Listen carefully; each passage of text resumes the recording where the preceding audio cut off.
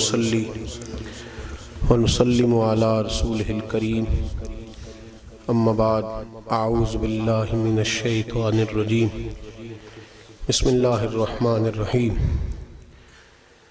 وَاعْبُدُوا اللَّهَ وَلَا تُشْرِكُوا بِهِ شَيْئًا وَبِالْوَالِدَيْنِ إِحْسَانًا وَبِذِي الْقُرْبَى وَالْيَتَامَى وَالْمَسَاكِينِ وَالْجَارِ ذِي الْقُرْبَى وَالْجَارِ الْجُنُبِ وَالصَّاحِبِ بِالْجَنبِ وَابْنِ السَّبِيلِ وَمَا مَلَكَتْ أَيْمَانُكُمْ إِنَّ اللَّهَ لَا يُحِبُّ مَنْ كَانَ مُخْتَالًا فَخُورًا صدق اللہ العظیم وصدق رسولہ النبی الکریم ان اللہ وملائکتہ یصلون علی النبی یا ایہا الذین آمنوا صلوا علیہ وسلموا تسلیما اللہم صل علی سیدنا ومولانا محمد معدن الجود والکرم وآلہ وصحبہ وعطرتہ وبارک وسلم۔ تمام تعریف و توصیف حمد و ثنا اللہ تبارک و تعالیٰ کی ذات والا صفات کے لیے، اور ہر قسم کے درود و سلام نبی محترم شفیع محتشم آقا کل ختم رسول دانا سبل احمد مجتبیٰ جناب حضرت محمد صلی اللہ تعالیٰ علیہ وسلم کی ذات والا صفات کے لیے حمد و صلات کے بعد، عزیز دوستو، بزرگوں اور بھائیوں، حقوق العباد اور حقوق اللہ دین کے دو شعبے ہیں، مسلمان کی دو ذمہ داریاں ہیں۔ حقوق اللہ سے مراد اللہ کے حقوق ہیں، نماز ہے، زکوٰۃ ہے، حج ہے۔ حقوق العباد سے مراد بندوں کے حقوق ہیں، ماں باپ کے، بہن بھائی کے، رشتہ دار کے، دوست احباب کے، بیوی کے، بچوں کے۔ پوری دنیا کے اندر لوگ ظاہر ہے انسان انسانوں سے مل کے رہتے ہیں، تو جہاں جہاں بھی کچھ سوسائٹیاں، معاشرے قائم ہیں، وہ لوگ یہ چاہتے ضرور ہیں کہ ہمارے معاشرے میں لوگ ایک دوسرے کا خیال رکھیں، لیکن کوئی مکمل دستور حیات، کوئی مکمل ان کے پاس ایسا نصب العین نہیں جس کی روشنی میں لوگ اپنے معاملات کو ترتیب دیں۔ اسلام ایسا خوبصورت اور حسین دین ہے، اللہ نے اس قدر اس کے اندر جاذبیت، حسن اور خوبصورتی رکھی ہے کہ اسلام اپنے ماننے والوں کو تمام حقوق کا مکمل چارٹر عطا فرماتا ہے۔ اب کوئی سا بھی حق اسلام کے اندر تلاش کرنا چاہیں، حتیٰ کہ رستوں کے حقوق بھی میرے نبی پاک نے بیان فرمائے صلی اللہ تعالیٰ علیہ وسلم۔ حضور نے فرمایا ہر جگہ نماز پڑھ لو، تمہیں اجازت ہے، اللہ نے زمین کو پاک کر دیا ہے، لیکن جہاں سے لوگ گزرتے ہوں، ٹریفک گزرتی ہو، رستہ ہو، وہاں نماز نہ پڑھنا منع کر دیا۔ یہ رستے کا حق ہے جو تم نے ادا کرنا۔ اس سڑک پہ نماز پڑھنے سے منع کر دیا گیا، اس پہ پھٹا رکھنے کا کیا حکم ہوگا؟ اس میں کسی شخص کو اپنے سامنے جو ہے وہ اس کو دیوار بنانے کے لیے کیا شریعت اجازت دیتی ہوگی؟ تو رستے کا بھی حق بیان کیا۔ میرے نبی کریم سید عالم صلی اللہ علیہ وسلم نے ان چیزوں کے بھی حقوق بیان فرمایا جن کو لوگ بظاہر کوئی اہمیت نہیں دیتے۔ ہوا چل رہی تھی تو ایک شخص نے کہا کہ آج دیکھو ہوا کس سختی سے چل رہی ہے، کس قدر زیادہ اس نے مجھے پریشان کیا ہے۔ تو حضور نے ہوا کا حق بیان کرنا شروع کر دیا، فرمایا اسے برا نہ کہو، یہ کوئی اپنی مرضی سے چلتی ہے، یہ تو اللہ تبارک و تعالیٰ نے اس کو معمور کیا ہے تو یہ چل رہی ہے۔ تو میرے بھائی، میرے حبیب کریم سید عالم صلی اللہ علیہ وسلم نے ہر چیز کا حق بیان کیا، درختوں کے حقوق بیان فرمائے۔ میرے نبی پاک علیہ السلام نے کھیتیوں کو اجاڑنے سے منع کیا، سرسبز درختوں کو کاٹنے سے منع فرمایا۔ خاص ضروریات ہوں تو وہاں گنجائش دی، لیکن شوق کے ساتھ نبی پاک علیہ السلام نے جانور کا شکار کرنے سے روک دیا۔ مخلوق کے حقوق نبی کریم نے بیان فرمائے۔ یہ تو مخلوق کی بات ہے جن لوگوں سے مل کر ہم وقت گزارتے ہیں، اگر تعین ہو جائے نا کہ اس شخص کا یہ حق ہے، اس شخص کا یہ حق ہے، تو وہ جو اندر بڑی جنگ جاری رہتی ہے، گھروں کے اندر سرد جنگ جاری رہتی ہے، حالات بگڑے رہتے ہیں، معاملات پریشانیوں کا شکار رہتے ہیں، وہ سارے دور ہو جائیں گے۔ میرے رسول کریم علیہ السلام نے ماں باپ کے حقوق بیان کیے تو بیوی کے بھی تو حق بیان فرمائے ہیں۔ اور میں یہ اکثر کہا کرتا ہوں کہ بیٹے کو ماں باپ کے حقوق سیکھنے چاہیے، بڑی اچھی بات ہے، لیکن ماں باپ کو بھی تھوڑا سمجھنا چاہیے کہ بیوی جو آئی ہے سارا کچھ چھوڑ کے، اس کا بھی تو کوئی حق ہے نا۔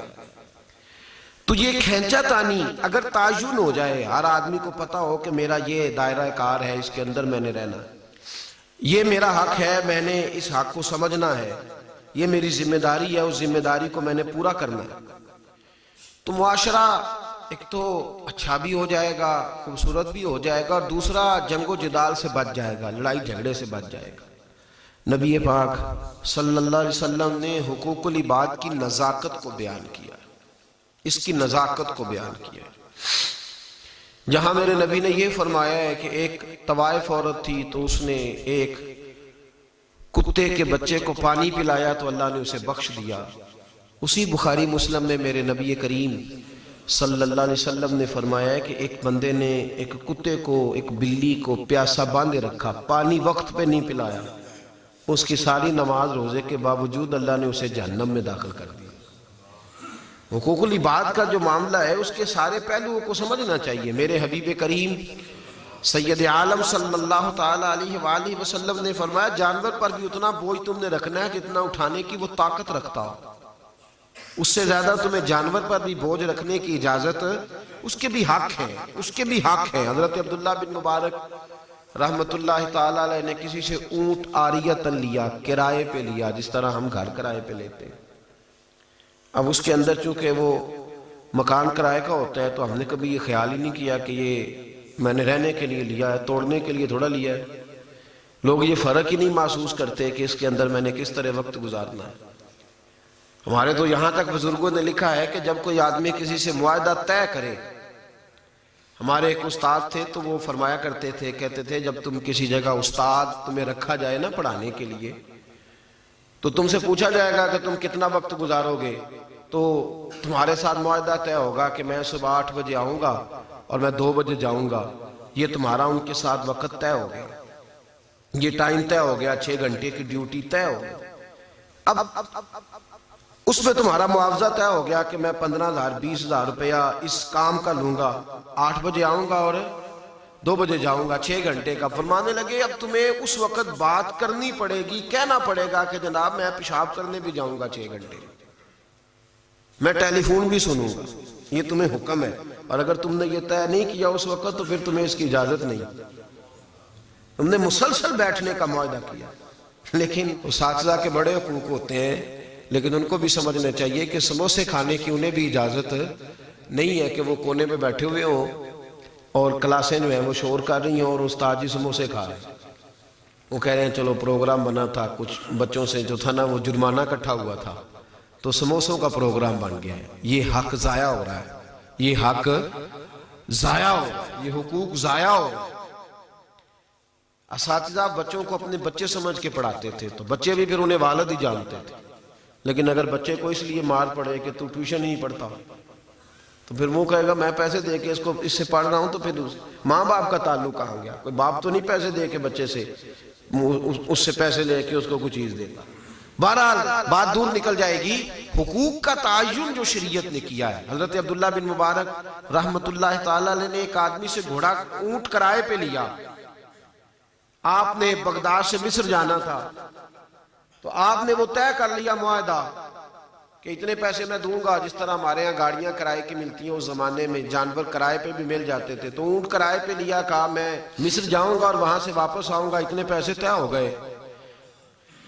جب آپ جانے لگے تو ایک شخص نے آپ کو ایک خط دے دیا، فرمایا یہ میرا خط ہے تو یہ مصر میں فلاں آدمی کو دے دینا۔ آپ فرمانے لگے بھئی اس کے لیے تو مجھے اونٹ کے مالک سے دوبارہ پوچھنا پڑے گا، مجھے پوچھنا پڑے گا، اس لیے کہ یہ بوجھ زیادہ ہے، میں نے تو اپنا یہ جسہ رکھنے کے لیے اس سے کہا تھا، اب وہ جو ایک خط تو کہہ رہا ہے تو وہ میں کس طرح رکھوں گا؟ وہ شخص کہتا میں بہت بڑا دنیا دار تھا، میں نے کہا بابا ایک کاغذ کے ٹکڑے کا کیا بوجھ ہوگا؟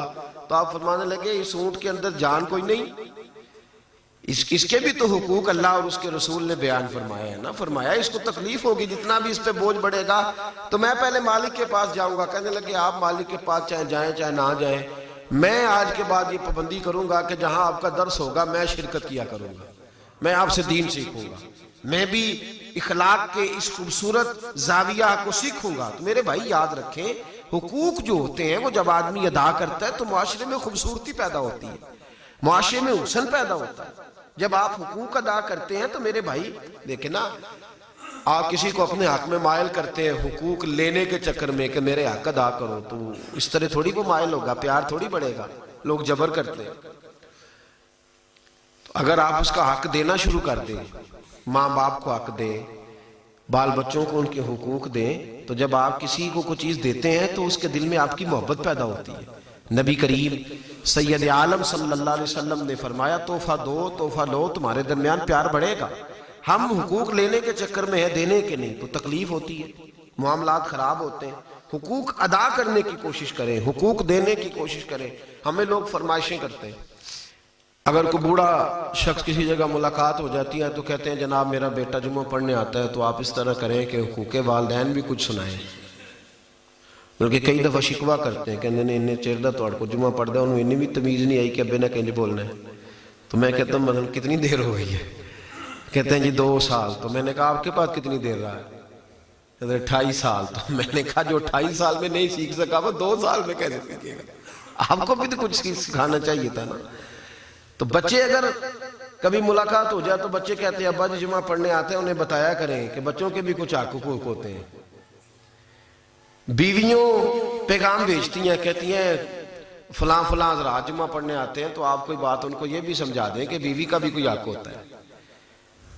تو خامند حضرات اکثر یہ کہتے ہیں کہ وہ جو حدیث ہے کہ خامند مجازی خدا ہے، یہ کسی طریقے سے گھول کے بیویوں کو پلائی نہیں جا سکتی کہ ان کے اندر تک اتر جائے بات اور یہ پکی ہو جائے اور یہ دور سے سلوٹ کیا کریں، اٹھ کے کھڑی ہو جایا کریں، پھول ہر وقت ہاتھ میں رہیں، یہ پوری جو ہے وہ تابعداری کریں. یہ کسی طریقے مطلب یہ کہ ہر آدمی اپنے حقوق کی بات کرتا ہے، اپنے حقوق کی، حقوق دینے کی بات ہر آدمی کہتا ہے فٹافٹ میرا حق بیان کر دو فٹافٹ. علماء کو شکوہ ہے کہ عوام قدر نہیں کرتی، عوام کو شکوہ ہے کہ علماء سلیقے سے ہمیں بات نہیں سمجھاتے. شکوہ ہی شکوہ ہے، شکایت ہی شکایت ہے. قرآن مجید نے جو ترتیب دی ہمیں، جو انداز قرآن نے ہمیں دیا، اس انداز کو آپ نے سمجھنا ہے. سورہ نساء کی آیت نمبر 36 ہے، آپ نے اس ترتیب کو سمجھنا. ذرا سمجھیں گے تو آپ کو اندازہ ہوگا کہ قرآن اینڈ کیا کرتا ہے حقوق العباد کا، کیا جزیہ قرآن ہمیں دیتا ہے، کیا کلیہ دیتا ہے جس کی روشنی میں حقوق ادا ہو سکیں گے. اللہ فرماتا ہے وَاعْبُدُوا اللَّهَ، اللہ کی عبادت کرو، وَلَا تُشْرِكُوا بِهِ شَيْئًا، اور رب کے سوا اس کے ساتھ کسی کو شریک نہ ٹھہرا. وَبِالْوَالِدَيْنِ احسانا، اور والدین کے ساتھ احسان والا معاملہ کرو. ایک ہوتا ہے نیکی کا بدلہ نیکی، ایک ہوتا ہے نیکی سے بڑھ کر نیکی، وہ احسان ہوتا ہے. فرمایا جتنی محبت سے انہوں نے تمہیں پالا ہے اس سے کہیں محبت کے ساتھ تم ان کی تابعداری کرو. وَبِالْوَالِدَيْنِ احسانا، ان کے ساتھ احسان کرو. وَبِذِي الْقُرْبَى، قریبی رشتہ داروں کے ساتھ نیکی کرو. وَالْيَتَامَى وَالْمَسَاكِينَ، مسکینوں اور یتیموں کے ساتھ نیکی کرو. پھر فرمایا وَالْجَارِ ذِي الْقُرْبَى وَالْجَارِ الْجُنُبِ، دور کے ساتھی، دور کے ہمسائے، قریب کے ہمسائے، ان سب کے ساتھ تم حسن سلوک کرو. ایک تمہارا قریب کا ہمسایہ جس کی دیوار برابر ہے، ایک 2 4 5 گھر چھوڑ کے اس کے ساتھ بھی حسن سلوک کرو. پھر فرمایا وَالصَّاحِبِ بِالْجَنْبِ، اور وہ جو تمہارے کروٹ کے ساتھی ہیں، وہ جو تمہارے ساتھ وقت گزارتے ہیں. اس میں مفسرین کہتے ہیں بیوی سے لے کر کلیگ تک، ساتھ نماز پڑھنے والے نمازی تک سارے ہیں جو ساتھ رہتے ہیں، ان کے ساتھ اچھا سلوک کرو. پھر ارشاد فرمائے وابن السبیل، اور کوئی راہگیر، کوئی مسافر، کوئی مہمان آ جائے تو اس کے ساتھ بھی یہ حقوق العباد کا چارٹر بیان کیا. پھر فرمایا وما ملکت ایمانکم، اور وہ جو تمہاری ملک میں ہیں، وہ جو تمہارے غلام ہیں، تمہارے ملازم ہیں، تمہارے پاس کام کرنے والے، ان کے ساتھ بھی اچھا سلوک کرو. یہ ساری باتیں ارشاد فرمائیں. اب جزیہ بیان کیا، اب قرآن مجید نے دستور دیا، اب قرآن مجید نے ہمیں سمجھایا کہ حق کون ادا نہیں کرتا اور کون کر سکتا ہے. ارشاد فرمایا ان اللہ لا يحب من کان مختالا فخورا. فرمایا جو اترانے والا اور تکبر کرنے والا ہے وہ اللہ کو پسند نہیں. جو اترانے والا اور تکبر کرنے والا ہے وہ اللہ کو پسند، یعنی بات یہ سمجھائی کہ اگر تمہارے اندر تکبر ہے تو تم حقوق ادا کر سکتے نہیں، اور اگر عاجزی ہے تو تم سارے حقوق ادا کر لو گے. اگر تم اس چکر میں ہو نا میں ہوں، میری تابعداری ہونی چاہیے، میرے حق ادا ہونے چاہیے، اگر اس چکر میں ہو تو پھر کوئی بھی حق ادا ہو سکتا. اور اگر تم عاجزی میں ہو کہ میں بھول گیا، مجھ سے غلطی ہو گئی، مجھے کرنا چاہیے تھا، مجھے سیانے ہونا چاہیے، میں ہی بدل جاؤں گا، تو پھر حقوق ادا ہو جائیں گے. اگر عاجزی ہے تو حق ادا ہوگا، اور اگر عاجزی نہیں تو حقوق ادا ہو سکتے. یہ قرآن مجید نے ہمیں ایک دستور دے دیا. اگر چاہتے ہو حقوق ادا کرنا تو پھر اس کے لیے تمہیں عاجزی اختیار کرنی ہوگی، پھر اس کے لیے تمہیں اپنے لیول کو لو کرنا ہوگا، پھر تمہیں اس کے لیے سادگی اختیار کرنی ہوگی، تکبر سے باہر آنا ہوگا. اور اگر تمہارے اندر غرور ہے، اگر تمہارے اندر تکبر ہے، اگر تمہاری طبیعتوں کے اندر جو ہے وہ یہ بات بھری ہوئی ہے کہ میں سب سے اچھا ہوں، پھر تم کسی کا حق ادا کر سکتے؟ میرے رسول کریم سید عالم صلی اللہ علیہ وسلم نے اتنا نازک اس حق کو، حقوق العباد کے مسئلے کو رکھا کہ محبوب کریم علیہ السلام نے فرمایا قیامت کے دن جب اللہ کے بندے اللہ کی بارگاہ میں آہوزاری کریں گے، منت کریں گے، اے اللہ بھول گئے تھے معاف کر دے، اے اللہ ہم سے غلطی ہو گئی تھی معاف کر دے، تو میرے محبوب کریم صلی اللہ علیہ وسلم فرماتے ہیں رب کریم بندوں کو معاف کر دے گا، اور معاف کر کے فرمائے گا جاؤ میں نے اپنے حق معاف کیے، اب جن بندوں کے تم نے حق ضائع کیے ہیں ان سے معافی لے لو، میں تمہیں جنت میں داخل کر دیتا ہوں. بندوں سے معافی بولیے، لیکن معافی تو وہ مانگے گا نا جس میں عاجزی ہوگی. جو کہے گا جو میں تو جناب کدی غلطی کیتی نہیں. تو کئی لوگ آ کے کہتے ہیں جی پتہ نہیں کدی زندگی دی غلطی کیتی تھی نہیں، حالات کیوں خراب آ گئے نے. میں کہتا تسی ایڈے معصوم کیویں پیدا ہو گیا؟ یہ تو فرشتوں کے لیے اور نبیوں کے لیے کہ وہ غلطی نہیں کرتے. تو آپ نے یہ کس طرح فکر نہیں کدی کیتی تھی نہیں، لیکن پتہ نہیں ایسے کیسے ہو گیا. تو میں کہتا ہوں ہم تو بھائی روز درجنوں کرتے ہیں، وہ نسخہ آپ بھی بتا دے جس سے ہوتی نہیں غلطی. عجیب معاملہ ہے، لوگ اپنے معاملے میں جو فتویٰ دیتے ہیں تو صفائی کا، اور باقیوں کے معاملے میں جب بات کرتے ہیں تو سختی کی. میرے محبوب کریم سید عالم صلی اللہ علیہ وسلم نے جو ہمیں لب و لہجہ دیا، سنیے. حضور نے فرمایا شہید کا پہلا قطرہ زمین پہ گرتا ہے تو اللہ فرماتا ہے دروازے کھول دو جنت کے سارے، میں نے اس کے گناہ معاف کر دیے ہیں. لیکن نبی پاک فرمایا اتنی دیر تک وہ بھی جنت میں نہیں جائے گا جب تک وہ لوگوں کے جو حق ضائع کیے ہیں وہ معاف نہیں کرا لیتا. قرضہ اس کو بھی معاف، حقوق العباد اس کے لیے بھی معافی. یہ کس قسم کی ولایت ہے کہ آدمی کہے میں عالم فاضل شیخ صوفی سب سے اچھا میں ہی ہوں، اور اس کا لب و لہجہ بھی میٹھا نہ ہو، اسے کسی سے بات کرنے کا طریقہ بھی نہ آتا ہو، اس کو یہ پتہ ہی نہ ہو کہ انسانوں کے کس قدر زیادہ حقوق ہوتے ہیں. ہم یہ سکھاتے ہی نہیں، سمجھاتے ہی نہیں اپنے بچوں کو کہ بھئی نماز روزہ حج زکوٰۃ یہ حقوق اللہ ہیں، ان کی کمی معاف ہے.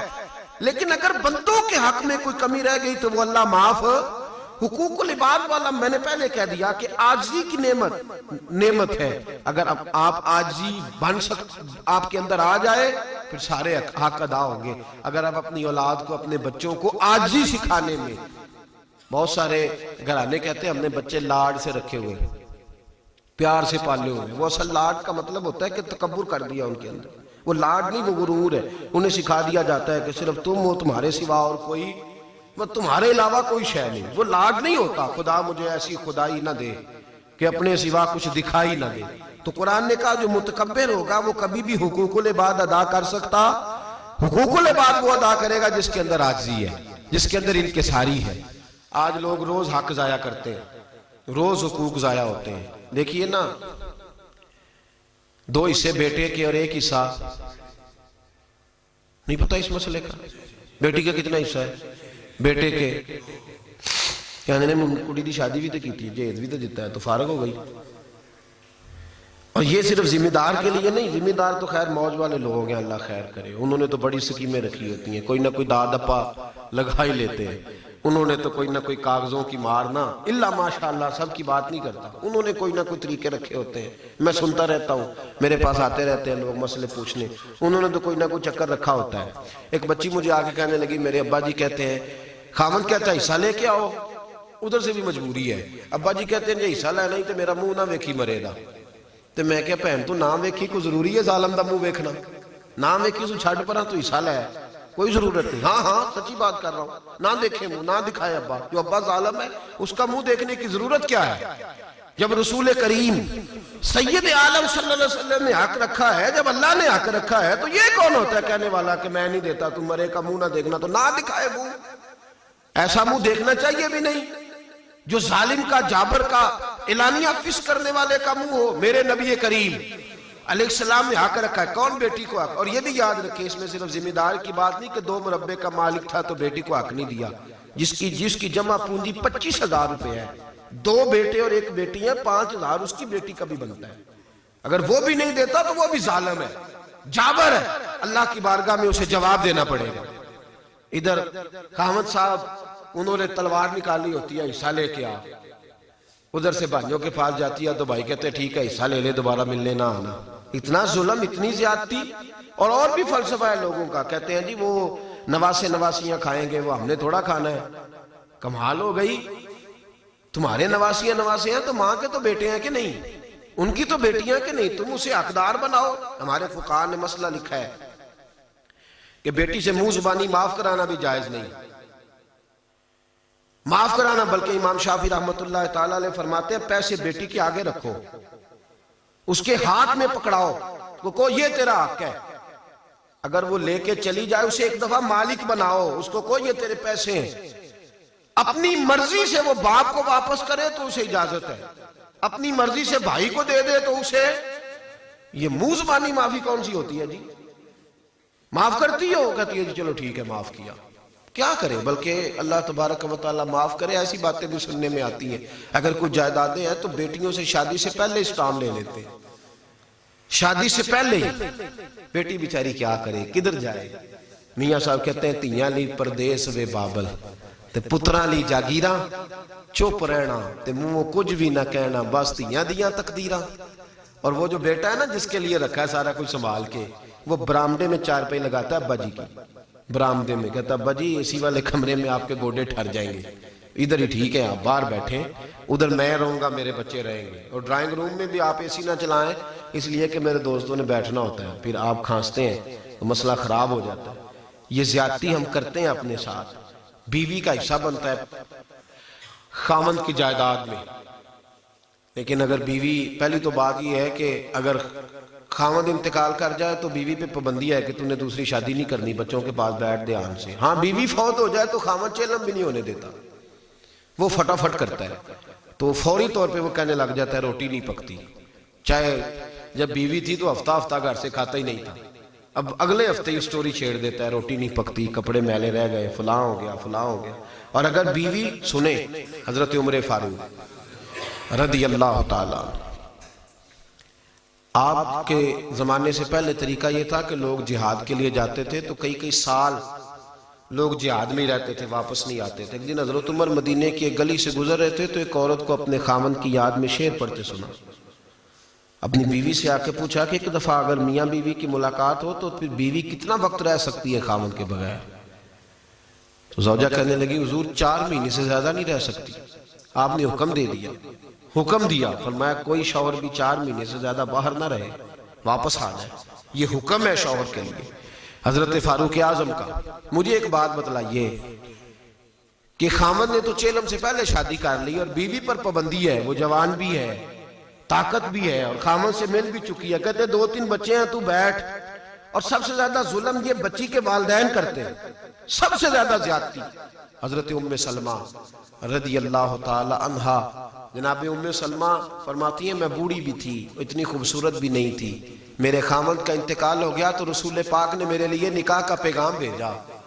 کہتی ہے میں حاضر ہوئی، میں نے کہا محبوبہ میں غلام ہوں، میں حاضر ہوں، لیکن یا رسول اللہ نہ تو میں اس قابل ہوں کہ میں خوبصورت ہی رہوں اور نہ اس قابل ہوں کہ کوئی خدمت ہی کر سکوں، تو یا رسول اللہ میرے ساتھ نکاح.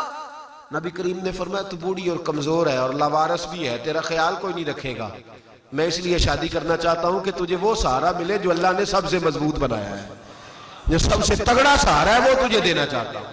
میرے حبیب کریم سید عالم صلی اللہ علیہ وسلم نے بیوہ کے ساتھ خود نکاح، ایک کی تو نبی پاک نے شادی کنواری عورت کے ساتھ کی، نبی پاک صلی اللہ علیہ وسلم نے جب بیوہ کو ترجیح دیا تو ہمارے معاشرے میں ظلم ہوتا ہے، اس کو کہا جاتا نہیں تو نے نہیں کرنی، تو نے یہ حق اس تیزی کے ساتھ ضائع ہوتا ہے، پھر گناہ کا دروازہ کھلتا ہے، پھر ظلم ہوتے ہیں۔ میرے محبوب کریم سید عالم صلی اللہ تعالیٰ علیہ وآلہ وسلم نے جو دین ہمیں دیا وہ بڑا شست تھا، بڑا خوبصورت، بڑا نکھرا اور بڑا واضح دین ہے، اور فطرت کے عین مطابق ہے، جذبات کو کچلنے والا نہیں بلکہ انہیں صحیح رستہ دینے والا ہمارا مذہب ہے۔ تو میرے بھائی حقوق العباد کے معاملے میں، اور ایک اور بات بھی سن لیں، ایک آدمی انتقال کر گیا، اس کے بچے اگر نابالغ ہیں تو اس کے پیسوں میں سے اس کے لیے اصالِ ثواب کے لیے ختم دلانا بھی جائز نہیں۔ جب تک وراثت تقسیم نہیں ہوتے، بچے بالغ نہیں ہوتے، اگر ضرور اصالِ ثواب کرنا ہے، ختم دلانا، تو بہن بھائی اپنی جیب سے کریں گے۔ اگر بچے نابالغ ہیں تو بچے کہہ بھی دیں کہ ہمارے ابا جی کے لیے 6 دیں گے، پکا لو، تو پھر بھی پکانے کی اجازت، اس لیے کہ وہ وارث ہے، اور نابالغ اپنی مرضی سے بھی کوئی چیز کسی کو نہیں دے سکتا۔ حقوق العباد کا معاملہ نازک ہے۔ میرے محبوب کریم سید عالم صلی اللہ علیہ وسلم نے اس کی نزاکت کو بیان کیا ہے، نزاکت کو، کسی بندے کا حق ضائع کر جانا، کسی شخص، اور سب سے بڑا حق پتہ کیا؟ حق عزت، حق عزت۔ اگر آپ نے کسی کو حق عزت نہیں دیا، تو اگر کسی نے حق عزت نہیں دیا، یار روزی روٹی کا مسئلہ حل ہو ہی جاتا ہے۔ اس زمانے میں جو سب سے بڑی پریشانی ہے وہ عزت کی ہے، لوگ ایک دوسرے کا احترام نہیں کرتے۔ میں اکثر کہا کرتا ہوں کہ رشتوں کے نام ہیں، احترام نہیں۔ میرے رسول نے رشتوں کے احترام بیان فرمائے، اور پہلے رشتوں کے نام تھے، حضور تشریف لائے تو حضور نے رشتوں کے مقام بیان فرمائے، ان کے احترام بیان فرمائے۔ عزت نہیں دیتے۔ بخاری مسلم کی حدیث سنیے، میرے نبی کریم سید عالم آقائد عالم صلی اللہ علیہ وسلم نے ارشاد فرمایا، صحابہ بتلاؤ میری امت میں غریب کون ہے، مفلس کون ہے، نادار کون ہے، تہی دامن کون ہے، خالی ہاتھ کون ہے؟ صحابہ نے عرض کی حضور جس کے پاس درہم و دینار نہ ہو، دولت نہ ہو۔ نبی پاک نے فرمایا نہیں، وہ نہیں۔ تو حضور پھر آپ بتا دیں، تو میرے حبیب کریم سید عالم علیہ السلام نے فرمایا میری امت کا سب سے مفلس اور غریب وہ ہے جو قیامت کے دن احد پہاڑ کے برابر نیکیاں لے کے آئے گا۔ یا رسول اللہ احد پہاڑ کے برابر نیکیاں پھر بھی مفلس؟ نبی پاک نے فرمایا احد کے برابر نیکیاں ہیں، نماز، روزہ، حج، زکوٰۃ، عمرے، طواف، صدقات، کیا بات ہے، احد پہاڑ کے برابر نیکیاں ہیں۔ لیکن جب حساب کرنے کے لیے کھڑا ہوا ہے، فرشتوں نے جب اس کا نامہ اعمال نکالا ہے، تو کسی کی اس نے غیبت کی ہے، کسی کو گالی دی ہے، کسی کو برا کہا ہے، اپنی پارسائی میں کئیوں کی پگڑیاں اچھال گیا ہے، اپنے تقوی کے زعم میں کئیوں پہ اعتراض کر گیا ہے۔ فرمایا ان غلطیوں کی بنیاد پر، ان حقوق العباد کو ضائع کرنے کی بنیاد پر اللہ وہ ساری نیکیاں ان لوگوں کو دے دے گا جن کے اس نے حق ضائع کیے ہوں گے، اور فرمایا اس احد پہاڑ کے برابر نیکیاں لانے والے کو اللہ جہنم میں داخل کر دے گا۔ ہمارا لب و لہجہ، ہمارا انداز، اچھا ہم سمارٹ بنتے ہیں بات کر کے، کہتے ہیں میں نے بات نہیں کرنے دی۔ او خدا کے بندے، یہ دانشور کا طریقہ نہیں۔ دانشور سمجھدار آدمی تو وہ ہوتا ہے جو زیرک ہوتا ہے، جو معاملہ فہم ہوتا ہے، جو تولتا ہے بات کرنے سے پہلے۔ میرے نبی پاک سید عالم صلی اللہ علیہ وسلم نے جو فرمایا تھا نا کہ دنیا میں سب سے خوبصورت ماں باپ وہ ہے جو اپنی اولاد کو اچھے ادب کا تحفہ دیتے ہیں۔ کون سا تحفہ؟ بول کے بتائیے۔ اچھے ادب کا نہیں جی، اچھے ادب سے مراد یہی نہ ہو جائے کہ وہ کہے اچھی گاڑی پہ بیٹھنا ادب ہے۔ اچھا ادب، اچھا ادب، خلوص والا۔ میرے بھائی یاد رکھیں، حقوق العباد کا معاملہ نازک ہے۔ اس میں کسی شخص کے بارے میں کوئی بات کرنا، کسی کے بارے میں کوئی جملہ کہنا، کسی شخص کے بارے میں بغیر تحقیق کے کوئی لفظ بول دینا، ہمیں پتہ نہیں ہوتا۔ کہتے ہیں میں پتہ کر کے بتاؤں گا کس نے کیا کہا ہے، کس وقت کہا ہے، لیکن اس بات کو نہ صرف ہم روایت کرتے بلکہ اس کی 2-4 سندیں بھی بیان کر دیتے ہیں اور حکم بھی دیتے ہیں تو بھی یہ بات آگے کر دینا۔ ہمیں اس کے پاس منظر کا پورا پتہ بھی نہیں ہوتا۔ حقوق العباد کا مسئلہ نازک ہے۔ میرے حبیب کریم سید عالم صلی اللہ علیہ وسلم نے بندوں کے معاملے میں، ایک تو حدیث یہ میں نے عرض کی، اسی بخاری میں ایک اور حدیث ہے، اور شاید اس انداز کی، ان لفظوں کی، اس لب و لہجے کی دوسری حدیث ہمیں کتب حدیث میں نہ ملے۔ میرے محبوب پاک علیہ السلام فرماتے ہیں قیامت کے دن اللہ کریم ایک بندے سے فرمائے گا، اللہ فرمائے گا، اللہ خود فرمائے گا، رب کریم فرمائے گا، او بندے میں تیرے پڑوس میں بیمار تھا، تو میری تیمارداری کرنے نہیں آیا، میں تیرے پڑوس میں پیاسا تھا، تو پانی پلانے نہیں آیا، میں تیرے پڑوس کے اندر بھوکا تھا، تو روٹی کھلانے نہیں آیا، میں ننگا تھا، تو کپڑا پہنانے نہیں آیا۔ تو بندہ عرض کرے گا اے اللہ نہ تو کھائے، نہ تو پیے، نہ تو پہنے، نہ تو اوڑے۔ تو رب کریم فرمائیں گے وہ جو تیرے ساتھ بندہ بھوکا پیاسا تھا تو بندہ تو میرا ہی تھا نہیں، تو نے توجہ ہی نہیں کی۔ ایک طرف فرمایا احد پہاڑ کے برابر نیکیاں ضائع ہوگی، اور دوسری طرف اتنا بڑا جملہ رب فرمائے گا اگر تو اس کو پلاتا تو یوں سمجھتا تو نے اپنی رب کی بارگاہ میں یہ نیکی کی ہے، تو سمجھتا کہ تو نے اللہ کے حضور یہ نظر پیش کی ہے۔ میرے بھائیوں، میرے نبی کریم علیہ السلام حقوق کی باریکی کو بیان کرتے۔ آج لوگوں نے نماز پڑھنے کا نام نیکی رکھ دیا ہے، روزہ رکھنے کا نام نیکی رکھ دیا ہے، حالانکہ نیکی تو گناہ سے بچنے کو کہتے ہیں۔ حالانکہ نیک تو وہ ہوتا ہے جو حقوق العباد کے معاملے میں بھی پورے تقوی طہارت کا پابند ہو۔ دیکھیے نا حبیب کریم سید عالم علیہ السلام کی بارگاہ میں صحابی نے آ کے عرض کی حضور میں جہاد پہ جانا چاہتا ہوں، تو حضور نے فرمایا تیری اماں زندہ ہے؟ حضور زندہ ہے۔ فرمایا جا جا کے گھر اس کی خدمت کر، اللہ تجھے میدان میں لڑنے والے مجاہد کا ثواب گھر بیٹھے ہی عطا فرما دے گا۔ اس کی نوکری تو کر، اس کا حق تو ادا کر، اس کی طرف دیکھ تو صحیح۔ حضرت سلمان فارسی رضی اللہ تعالیٰ عنہ ارشاد فرماتے ہیں کہ ایک صحابی کے بارے میں حضور کی بارگاہ میں عرض کیا گیا کہ یا رسول اللہ یہ ساری رات نماز پڑھتے ہیں، سارا دن روزہ رکھتے ہیں، حضور یہ ہر وقت تقوی طہارت میں رہتے ہیں، بڑے نیک ہیں، کیا بات ہے ان کی نیکی کی؟ نبی کریم نے بلایا، حضور نے فرمایا تو زیادہ اللہ سے ڈرتا ہے یا میں زیادہ ڈرتا ہوں؟ عرض کی حضور آپ ہی زیادہ ڈرتے ہیں۔ تو فرمایا تو ساری رات نماز پڑھتا ہے حالانکہ میں کچھ دیر آرام بھی کرتا ہوں، تو سارا دن روزہ رکھتا ہے حالانکہ میں ایک دن چھوڑ کے ایک دن روزہ رکھتا ہوں۔ صحابی کہتے ہیں میری آنکھیں کھل گئی، حضور کیا فرما رہے؟ تو نبی پاک نے فرمایا تیرے وجود کا بھی تیرے اوپر حق ہے، تیری آنکھ نے بند ہونا ہے، نیند آنی ہے، یہ بھی تیرے اوپر تیری آنکھ کا حق ہے۔ اور فرمایا تیرے گھر میں جو بیوی رہتی ہے اس کا بھی تیرے اوپر حق ہے، تیرے وجود کا بھی تیرے اوپر حق ہے، حقوق العباد کو بھی سمجھ، اس پر بھی غور کر۔ نبی رحمت سید عالم صلی اللہ علیہ وسلم نے ہمیں ان حقوق کی بابت بھی ارشاد فرمایا۔ حضور نے فرمایا خاوند اگر رزق حلال کما کے اپنی بیوی کے منہ میں لقمہ ڈالے گا تو اللہ اسے کامل صدقے کا ثواب عطا فرمائے گا، اگر اپنے بچوں کے منہ میں وہ روٹی ڈالے گا تو اللہ کامل صدقے کا ثواب عطا فرمائے گا۔ تو میرے بھائی یاد رکھیں یہ سارا چارٹر ہمیں نبی حضرت عبداللہ ابن عباس حضور کے چچا زاد بھائی ہیں، مسجد میں اعتکاف بیٹھے تھے، ایک شخص آ گیا آپ کے پیچھے بیٹھ گیا، فرمایا کیسے آئے ہو؟ اس نے کہا حضور ایک شخص کا مجھ پر قرض آتا ہے اور وہ مجھے گنجائش دینے کو تیار نہیں، میں مجبور ہوں، آپ کی بڑی عزت کرتا ہے، اگر آپ میرے ساتھ چلے تو میرا کام ہو سکتا ہے، لیکن آپ کو میں کہہ نہیں سکتا اس لیے کہ آپ اعتکاف بیٹھے ہوئے ہیں۔ یا عبداللہ ابن عباس آج اگر میں نے اس کے پیسے نہ دیے تو پتہ نہیں میرے ساتھ کیا کرے گا۔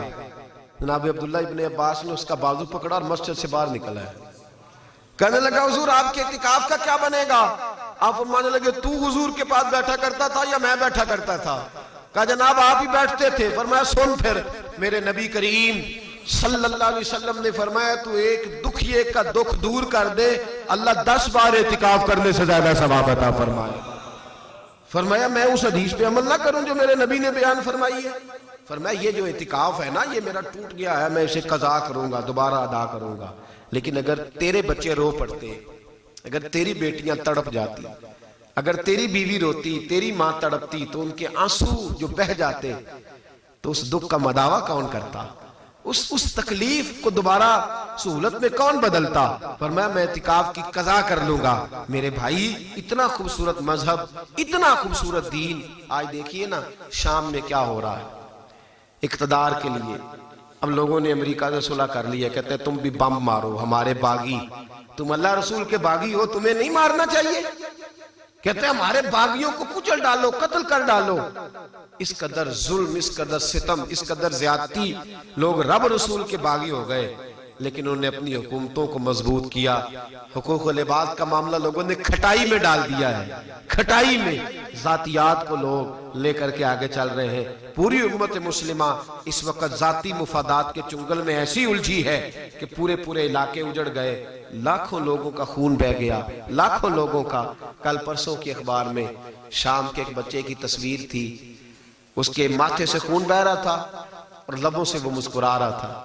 لکھنے والے نے لکھا تھا کہ اب ان کے لیے خون کوئی تکلیف ہی نہیں رہا, اب خود روز جو بہتا ہے, روز بہتا ہے. میرے بھائی, یہ کوئی لاوارث امت تو نہیں, یہ میرے رسول پاک کی امت ہے.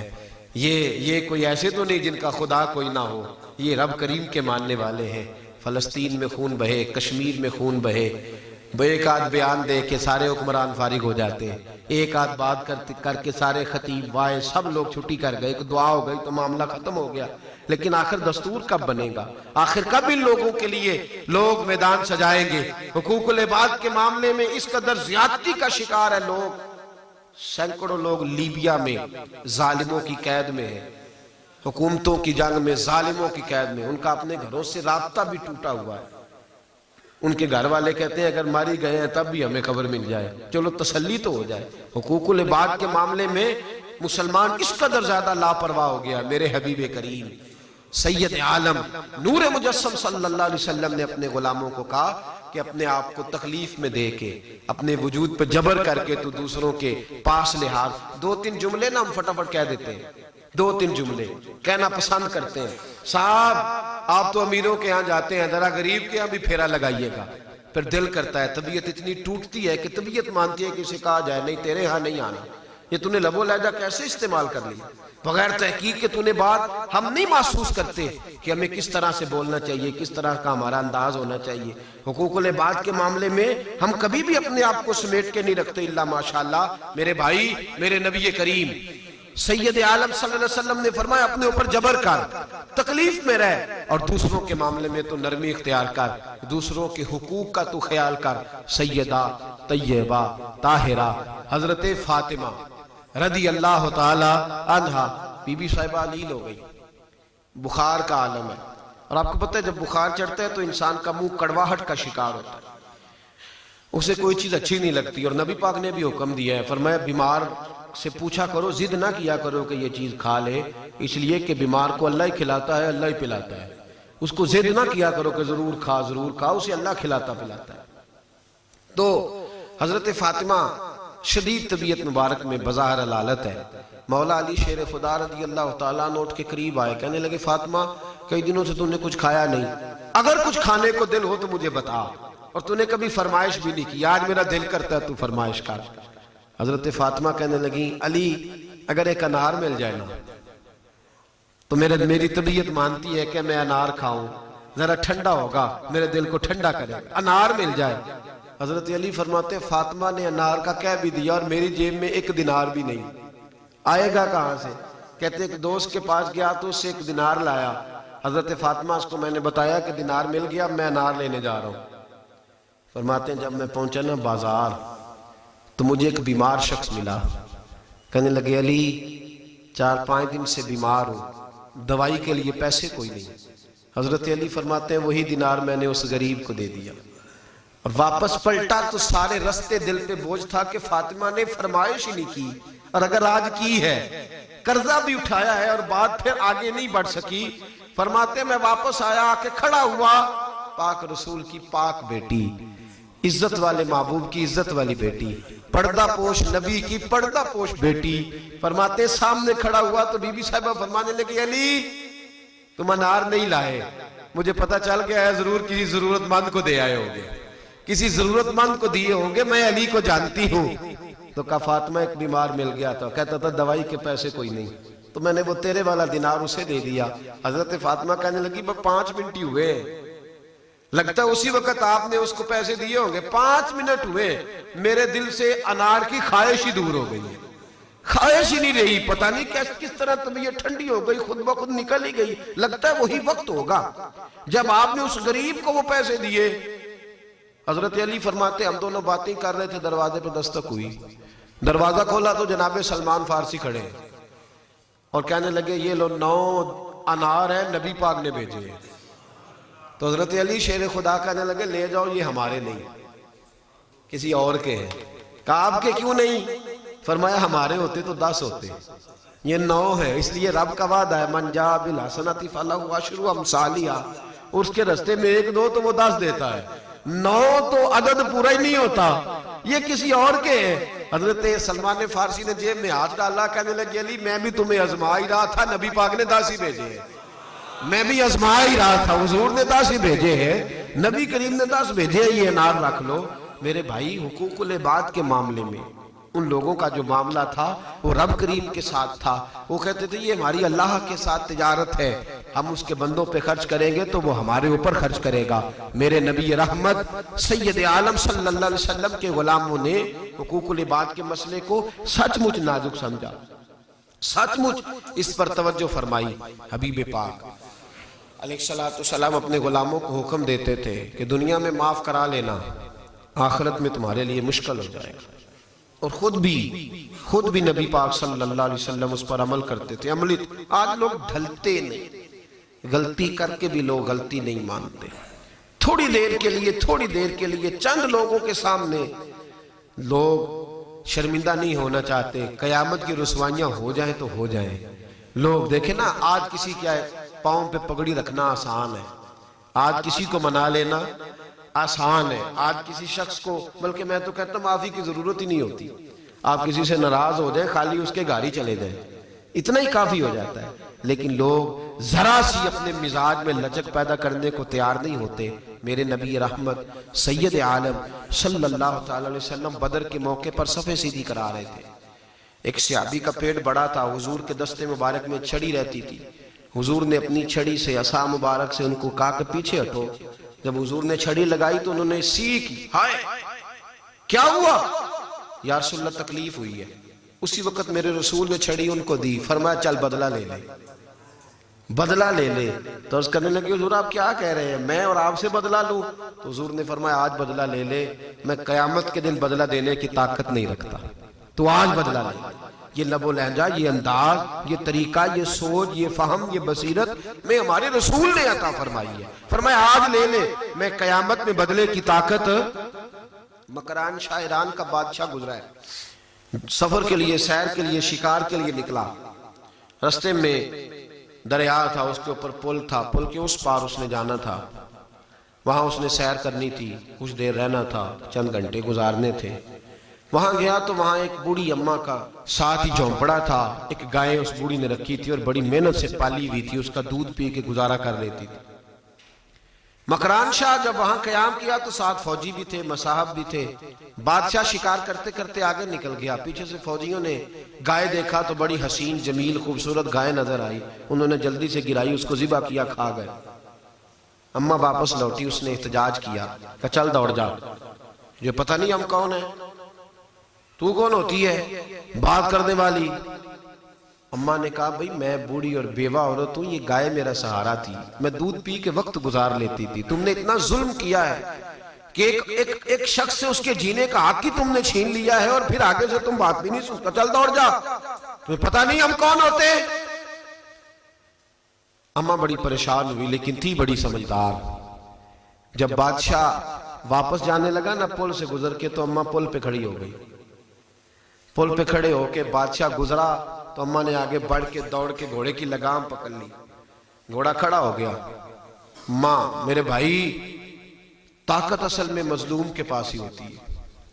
ہمت والا وہ ہوتا ہے جو حق پہ ہوتا ہے, جو جھوٹ پر فریب پہ ہوتا ہے وہ جتنے مرضی اپنی زبان کو تیز چلائے اور جتنے مرضی نعرے والے لوگ ساتھ رکھے, جتنے مرضی ہٹو بچو کے اس کے پاس ذریعے ہوں, وہ کبھی مضبوط نہیں ہوتا. اس کے پاس کبھی خدائی طاقتیں نہیں ہوتی. لگام پکڑ لی اور بوڑھی اماں کہنے لگی مکران شاہ تیرے سپاہی میری گائے ذبح کر کے کھا گئے ہیں, تو بتا اس پل پہ کھڑے ہو کے حساب دے گا یا پل صراط پہ حساب دے گا؟ بتا, دونوں میں سے کہاں حساب دینا ہے؟ دینا تجھے پڑے گا. اگر یہاں دے دے گا تو بچ جائے گا, ورنہ میں وہاں بھی لے لوں گی. میں بھولنے والی نہیں, میں حساب لوں گی اور تجھے دینا ہوگا. سر چکرایا، بادشاہ دھڑام سے زمین پہ گرا، کہنے لگا اماں میں پل سے رات پہ حساب نہیں دے سکتا، تو یہی مجھ سے حساب لے لے، یہی کھڑے کھڑے حساب لے لے۔ کہا میری گائے کے پیسے رکھ، پیسے بھی دیے، ماں کے قدموں سے بھی لگ گئے اور فوری طور پر معافی مانگ کے اس کو راضی بھی کیا۔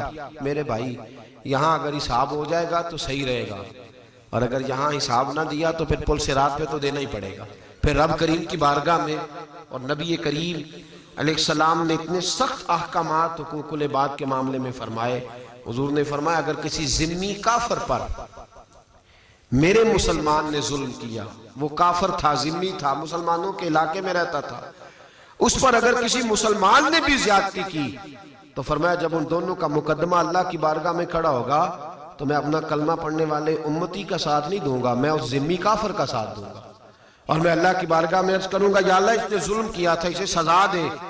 بھئی ہمارا سارا دار و مدار تو رسول پاک کی شفاعت پہ ہے نا، نبی کریم کی سفارش پہ دار و مدار ہے۔ تو حضور بھی فرما رہے ہیں کہ میں ظالم کی سفارش ہے، میں جابر ظالم کی سفارش اللہ کی بارگاہ میں، اس کا مطلب ہے باقی اور گناہ ہوں گے تو حضور سفارش کر دیں گے، لیکن اگر ظلم کیا، بندوں کو لتاڑا، ان پر زیادتی کی، تو میرے محبوب فرماتے ہیں میں تمہاری سفارش بھی نہیں کروں گا۔ یاد رکھیں حقوق العباد کے معاملے، میں نے شروع میں کہا کہ قرآن مجید کہتا ہے تکبر سے بچیں، تکبر ہوگا تو حق ادا نہیں ہوں گے، تکبر والا صرف حقوق مانگے گا، دے نہیں سکے گا، جو عاجزی والا ہوگا نا، عاجزی والا، وہ سب کے حقوق ادا کرے گا۔ میرے حبیب کریم علیہ السلام نے دنیا سے جاتے وقت ظاہری پردہ کرتے وقت بھی اعلان کیا تھا میں جا رہا ہوں، کسی کا حق آتا ہو تو وصول کر سکتا ہے، کسی کا حق آتا ہو تو وصول کر سکتا ہے۔ میرے بھائی جب ہم روزمرہ کے معاملات میں وقت گزارتے ہیں تو قرآن ہمیں حکم دیتا ہے کہ بال بچوں کے ساتھ، رشتہ داروں کے ساتھ، ماں باپ کے ساتھ پہلو عاجزی والا اختیار کریں، انکساری والا اختیار۔ ہاں غلط بات نہ مانے، حضور نے فرمایا تمہارا گھر میں ڈنڈا بھی لٹکنا چاہیے، جہاں سختی کی حاجت ہو وہاں سختی کرنا حکم ہے شریعت اسلامیہ کا، لیکن اگر حقوق ادا کرنے ہیں تو اس کے لیے نرمی پیدا کرنی ہوگی، اس کے لیے ہمیں اپنی طبیعتوں کے اندر خلوص پیدا کرنا ہوگا، اس کے لیے تھوڑا سا اپنے لیول کو نیچے لانا ہوگا، عاجزی پیدا۔ جب یہ عاجزی پیدا ہو جائے گی پھر سب کے لیے اچھے ہو جائیں گے، سب کے لیے بھلے ہو جائیں گے۔ رب کریم سمجھنے کی توفیق عطا فرمائے۔ آخر دعوانا الحمدللہ۔